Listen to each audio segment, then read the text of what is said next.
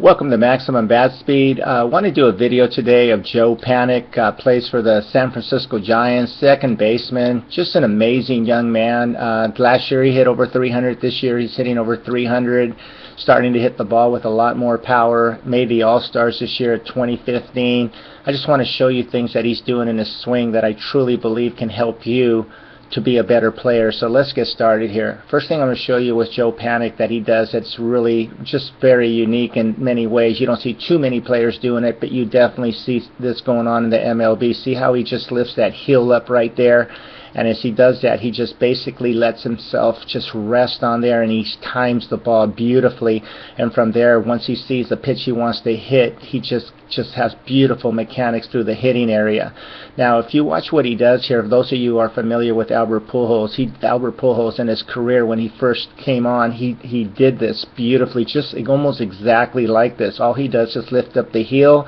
The heel is almost pointing to the pitcher. He just pauses, waits for the pitch that he wants, and then he just allows himself to just fully use his hips beautifully. See how his hips right there are just beautifully squared up to the pitcher.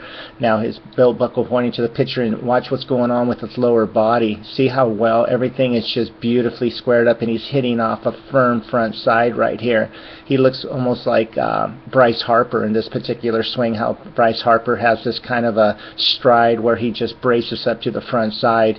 Many times you see players where you have more of this look where there's no gap between that red line and the belt buckle, but you see players in the MLB doing what Joe Panik does, where he squares up pretty much like this, and then the body is again going more like this.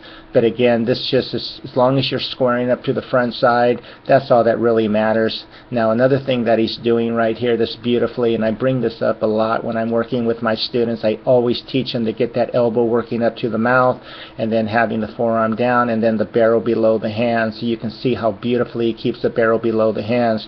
Now watch what's going on with his swing right here. Just pay attention right now, and this is all I want you to focus on right now, is this part of the swing right here where his bicep is. And this is one of the reasons why he's so good at hitting in the MLB. You notice here how the forearm works up to the bicep area, and then he just leaves that bicep area there, and then from there, even in this swing, you can see that nothing has really changed.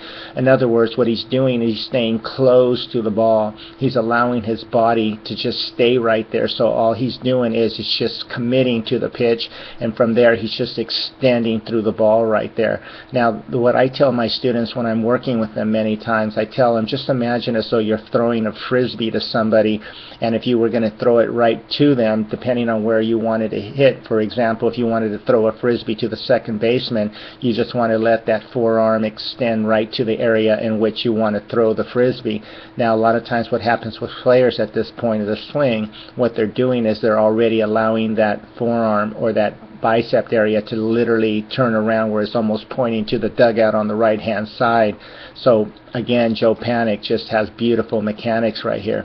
Another thing that he does so nicely here, watch how well he's connected right here, and by that I mean you can see right here that he has a beautiful compact swing where the bat is just coming down right there by the deltoid area. Another thing that he does beautifully is this. You can see here it's typical of top hitters in the MLB. Beautiful slight bent arm, and this is so common in the MLB, and this is one of the reasons why I use models of the MLB, because it doesn't really matter who I use.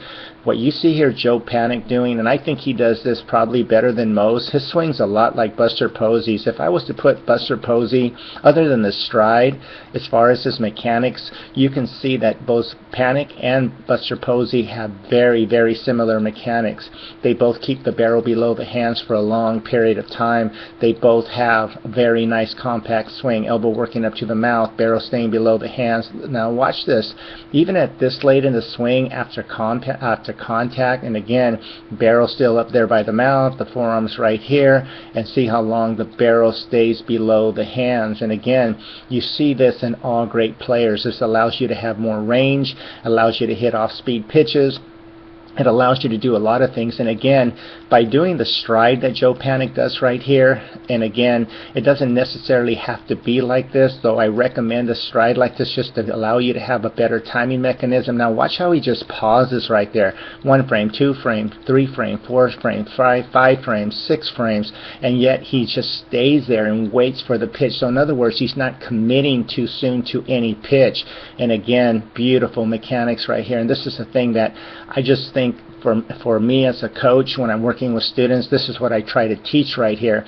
At this point of the swing, if they're hitting into a pad or hitting into the tee, if I pause their swing, this is beautiful mechanics right here. Having these angles right here are beautiful, and then from there, after the point of contact, this is what I want to see as well. And then through extension, this is beautiful. You can't get much better than this.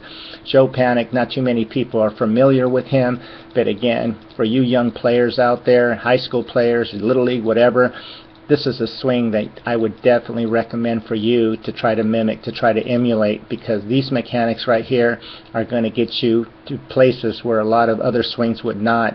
It's going to give you the opportunity to advance to higher levels with hard work and with a lot of commitment. These kind of mechanics are very achievable. I hope you have a coach out there that understands that mechanics matter, not that it will give you an opportunity to get to the highest level MLB, but it definitely will give you an opportunity for you to succeed in high school and even in college or beyond if you work very hard. And for you students out there, grades first, student athlete first, always, guys. Don't ever compromise your grades or your classwork for baseball. Your grades, your school must always come before baseball. So thank you guys for watching Maximum Bat Speed. Hope you enjoyed this video of Joe Panik. Again, just a great giant, great player, just a great overall swing. Thank you so much. If you like this video, please give me a like, and please continue to watch Maximum Bat Speed. And again, I'm just going to go ahead and let this swing play out for you right here so you can see how nice this swing is and how simple. So again, enjoy the swing. Joe Panik hit a nice home run right here. Beautiful mechanics. Awesome job. Thank you.